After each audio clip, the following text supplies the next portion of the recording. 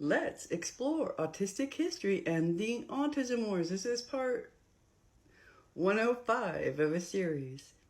All right, let's go all the way back to 1993 here for a moment, and I'm going to share with you plain talk about PDD, pervasive developmental disorder, and the diagnosis of autism that was published or shared by Bernard Rimland from the Autism Research Institute.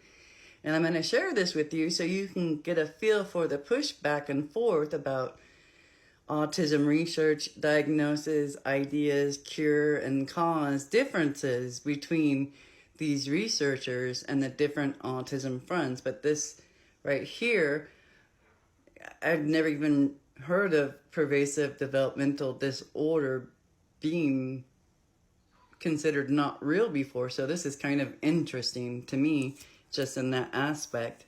All right, it says here, let's start with the obvious. The label PDD, pervasive developmental disorder, is a poorly understood, uninformative, confusing, disliked, and should be abandoned. The sooner, the better. In fact, it should have never been adopted in the first place. Rimland states, over the years, I have talked and corresponded with thousands of parents who have told me their child has PDD.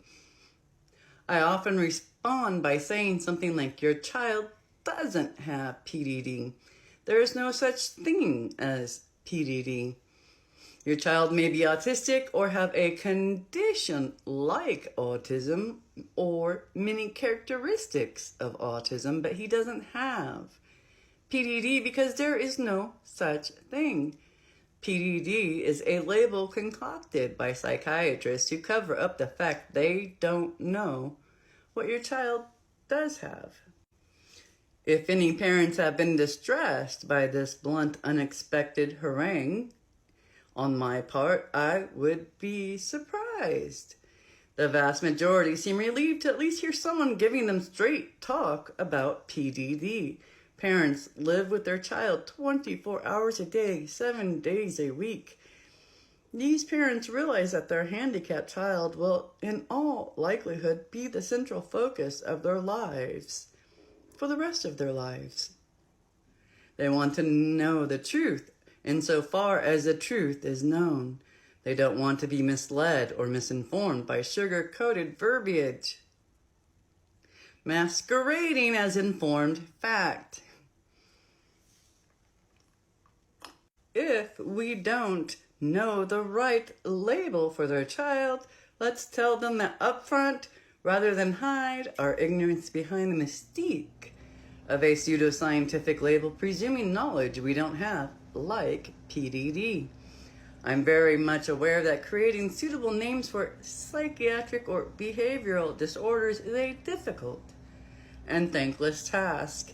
Look at what we have now. Schizophrenia is Greek for split mind. Mental retardation is a euphemism for low intelligence. Hyperactivity merely describes what everyone knows too well. The person is too active. Autistic means daydreaming. Until we know what causes these things, we are stuck with using a somewhat descriptive term to characterize them. I'll agree to that as a matter of necessity, but where does PDD come in? The passage of time has led to widespread usage of the term schizophrenia, mental retardation, and autism. There is little or no likelihood that PDD will be afforded similar acceptance. All right, this is 30 years later in 2023, and we absolutely know pervasive developmental disorder, also with the NOS, not otherwise specified. So this is interesting to see this future prediction didn't turn out, but let's hear what else Rimland has to say. In the Autism Research Review International, ARRI 1991, Volume 5, Number 2, we summarize an excellent statement signed by 16 prominent European and U.S. professionals in the field of autism titled Autism is not necessarily a pervasive developmental disorder. The authors noted that although the term PDD was introduced well over a decade ago, it has not really caught on and is unfamiliar not only to lay people but to the politicians and administrators, most of whom, thanks probably to Rain Man, are aware of autism. I'm not sure what that snark is supposed to mean, or if that's snark, because Rimland here was the advisor for Rain Man, and that's why we understand autism the way we did from Rain Man. I'm not sure. But it goes on to state, the article observes that the term pervasive is particularly inappropriate, since severely, and this is all old language, my apologies, severely retarded persons, many of whom have chromosomal defects which affect every cell in their bodies. Autism, they point out, rather than being a pervasive disorder, is in fact a specific one, characterized by deficits in social and cognitive functioning. Quite apart from the misleading and inappropriate semantics of the term PDD, it's a practical matter. Autistic children and adults unfortunate enough to have the PDD affixed to them have often been, and continue to be, excluded from programs, services designated for those with autism and which would benefit from them. Now that's an interesting statement from 1993, because out here in 2023 we are seeing autistics not getting benefits as adults because of some of this language and being incorrect, and supports and services not being understood, and this spectrum, it's not a line, not being understood either. So this is interesting that was something noted back in the day. And this is going to take more than one video. Rimland was a prolific writer. Prolific.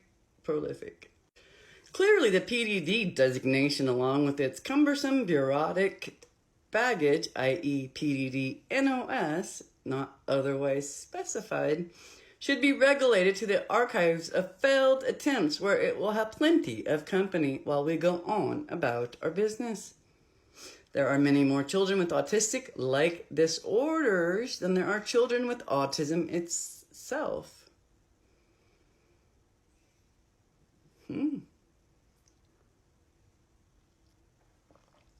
What does that mean? All right, he states, when I founded the Autism Society of America in 1965, I urged, and my recommendation was followed for many years, that all ASA stationery, brochures, and other printed materials carrying the wording dedicated to the welfare of all children, and later children and adults, with severe disorders of communication and behavior. The need for an encompassing title for this group was evident even then. Of the various labels that have been suggested, the one I like best is Autistic Spectrum Disorder, which I believe was first suggested by Wing and Gold in 1979.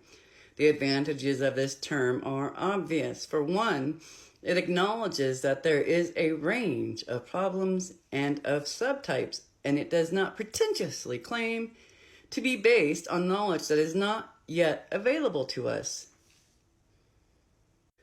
All right, he says, at the Autism Research Institute, where we've been working for over a quarter of a century on the development of more objective scientific means of diagnosing children with autism and related disorders. When my book Infantile Autism was published in 1964, it contained as an appendix a checklist designated Form E1, and the E stood for experimental. All right, he's going to explain this a bit more as we go on, but I'm going to share that in the next video. Thank you very much for hanging out and learning a bit more autistic history with me.